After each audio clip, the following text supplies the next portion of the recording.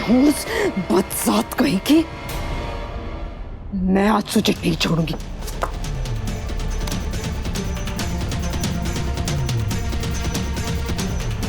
मुझे नहीं छोड़ोगी? क्या कह रही थी तुम? अगर मैंने छोड़ दिया होता ना कभी ऊपर पहुंच जाती। मुझे बचाने से ना तू फरिश्ता नहीं बन गई डायन। आज मैं तुझे जिंदा नहीं छोड़ूंगी। या अल्लाह, रवि भाई आप ठीक तो है? आप ऐसे अचानक चुपचाप क्यों आ गए? अगर भूले से मैं आपको मार देती तो अच्छा ही होता।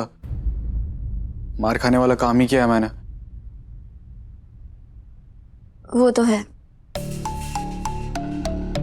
अगर आप रिकॉर्डिंग का बटन ऑन कर देते ना तो आज हमारे पास गजल के खिलाफ पुख्ता सबूत होता और कब का उसको घर से बाहर फेंक चुके होते। मुझे माफ कर दीजिए भाभी। नहीं रवि भाई, आप माफी मत मांगिए। हमसे गलती होना तो लाजमी है। हम गजल की तरह चालबाज और चालाक नहीं है, इसीलिए वो हर बार हमसे जीत जाती है। पर अब उसकी कमर टूट चुकी है। रूहान की अम्मी को गजल के खिलाफ करके आधी लड़ाई तो हमने जीत ली है। भाई मुझे लगता है रूहान की अम्मी को हमें अपनी टीम में ले लेना चाहिए। जैसे जहर जहर को काटता है वैसे ही रूहान की अम्मी हमारी मदद कर सकती है गजल की असलियत सबके सामने लाने में। गुड आइडिया रवि भाई। जैसे रूहान की अम्मी ने गजल के गलत कामों में साथ दिया, वैसे हमारे सही कामों में साथ दे सकती है ना भाभी? नहीं कायनात, रूहान की अम्मी हमारे किसी काम की नहीं है।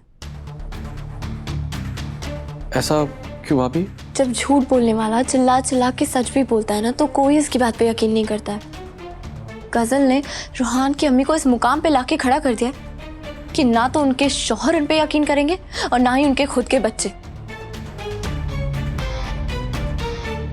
गजल ने उनके सारे रिश्तों को काट दिया है। तेरा गला काट दूंगी मैं। तुझे आज जिंदा नहीं छोड़ूंगी। अरे तुम्हारी अस्तीन का सांप है तो अस्तीन का सांप। अरे मैं ही अंधी थी जो तेरी बातों में आ गई। मेरे मियाँ मुझे देखते देखते सुभान अल्लाह करते थे, लेकिन आज वो लाहौर पढ़ रहे हैं। मेरी तारीफ करते करते उनकी जुबान नहीं थकती थी, लेकिन आज तेरी वजह से वो मुझे धुतकार रहे हैं। मैं तुझे छोड़ूंगी नहीं, आज मैं तेरी जान ले लूंगी। मैं तुझे मार डालूंगी, तेरा खून पी जाऊंगी। मेरा खून कड़वा है, पियोगी तो वक्त से पहले मर जाओगी। तूने मुझे जीने लायक छोड़ा ही कहा है रे डायन। सुन लो, मैंने जो कुछ मजबूरी में किया, दुआ ने मुझे फंसा दिया। झूठी कहेगी, झूठी है तू। झूठ को ना तेरी माँ ने ना घुट्टी में मिला मिला के पिलाया है तुझे। अब तू नई कहानियां बनाएगी। रुक जा, अब तू देख, अब तेरी खैर नहीं। कहाँ भाग रही है? मत मार। क्या समझती है तू अपने आप को? दुश्मनों से लड़ने के लिए मैंने तुझे अपना दोस्त बनाया था, लेकिन तूने तो दुश्मनों से भी बदतर सलूक किया है मेरे साथ। बेशरम, बेहया, बदजात, एहसान फरामोश कहेगी। मेरे अम्मी अब्बू की कसम, मैं तुझे रगड़ी लूली बना दूंगी मैं तुझे। छोड़ो मुझे। हीना दुआ है तो ये सारे मेरे दुश्मन हैं, लेकिन किसी ने मेरा घर तोड़ने की कोशिश नहीं की आज तक। लेकिन तूने मेरा घर, मेरा शौहर, मेरे बच्चे सब कुछ छीन लिए मुझसे। मैं तुझे नहीं छोड़ूंगी। मियाँ मुझे छोड़कर सौतन के पास चले गए हैं, मुझसे तलाक मांग रहे हैं। वो सब तेरी वजह से। तू जिम्मेदार है उसकी। आज मैं तुझे मार डालूंगी, आज मैं तुझे नहीं छोड़ूंगी। मैं मरूंगी तो तू भी मरेगी मेरे साथ में। छोड़ मुझे।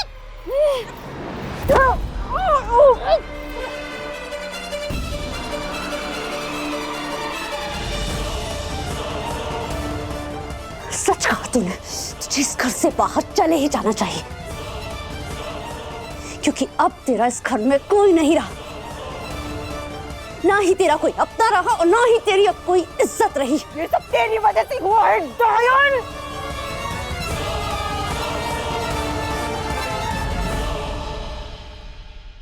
अब तेरा हाथ उठाना तो मैं तुझे इस दुनिया से उठा दूंगी।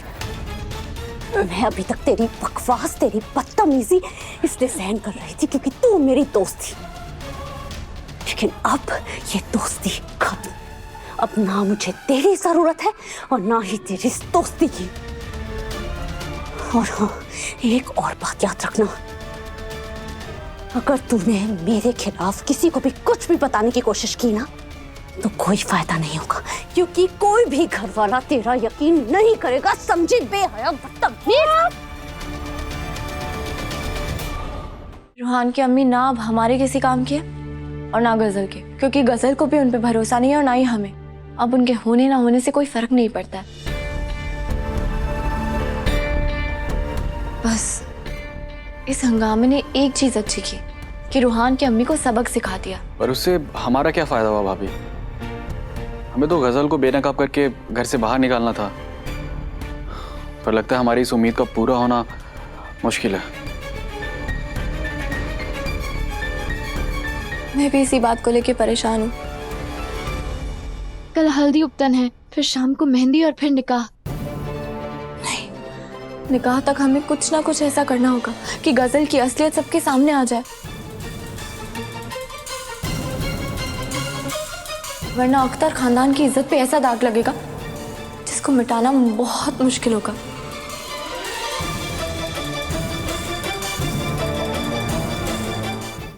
अगर गजल से जीतना है तो हमारे प्लान के बारे में किसी को पता नहीं चलना चाहिए। दुआ,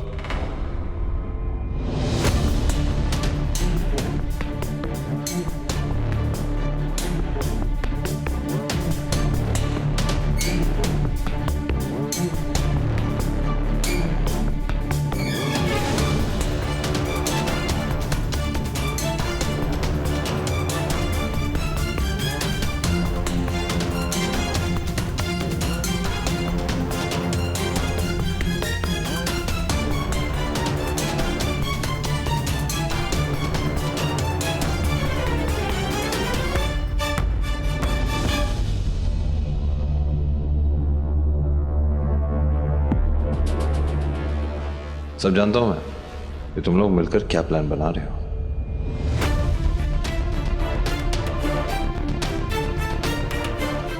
तुम सब रूहान की उपतन हल्दी की सेरेमनी को कोई फिल्म स्टार की उपतन हल्दी की सेरेमनी की तरह ऑर्गेनाइज करना चाहते हो, सेलिब्रेट करना चाहते हो, जिसका जश्न पूरी तरह मनाया जाएगा, है ना? Right right. हाँ भाई, अब सही कह रहे हैं, हम उपटन हल्दी की ही बात कर रहे थे, है ना भाभी? भाभी की बच्ची उपतन हल्दी की ही तैयारी करती रहो। ये मत सोचो कि रात के 1 बज चुके हैं। ये कोई टाइम है थीम की तैयारी का? और दुआ, तुम भी यार खुद का भी तो ख्याल रखा करो। चलो मेरे साथ। भाई भाभी ना यहीं रहेंगी, आप जाके सो जाइए, है ना भाभी? अरे ये कैसी बात है? बड़ी जोर से सही बात कह दी तूने। बेटा तू शादी कर ले, फिर मेरे पास आना। इधर आप भी ना एक पल भी मुझसे दूर नहीं रह पाते। बहुत जरूरी काम है तुम्हारे साथ। बाय दादी, लव यू। रुक, तुझे बताती हूँ। मक्कार करेगी, मैं तुझे जिंदा नहीं छोड़ूंगी, जिंदा नहीं छोड़ूंगी तुझे मैं। अरे बेइज्जत तो तू हो जाए, क्या नाश हो तेरा। म्युनिसिपालिटी की गाड़ी तुझे पकड़ के लेके जाए जंगली छछूंदर की खाला, तुझे हैचा हो जाए, तेरी आंखें खुशियों को तरसे लेकिन तुझे खुशियां नसीब ना हो, तेरे मुंह पे दाने हो जाए, गंजी हो जाए तू, चूहे तेरे बाल को कुतर के चले जाए। तूने मेरा इस्तेमाल किया है ना, मुझे दूध में से मक्खी की तरह से निकाल के फेंक दिया है ना, अल्लाह तुझे बड़ी इमारत से नीचे फेंक देगा और कोई तुझे झेलने वाला भी नहीं होगा। अल्लाह, मैं तुझे कोसू या अपनी किस्मत को कोसू? मेरा अपना परिवार, अपने घर वाले, मेरा शौहर, मेरे बच्चे, कोई मुझ पे यकीन नहीं करेगा। और तुझे आग लग जाए डायन चुड़ैल गजल कहीं की। कार, मैं अपनी बेइज्जती का बदला तुझसे लेके रहूंगी गजल, तू मुझसे नहीं बच सकती।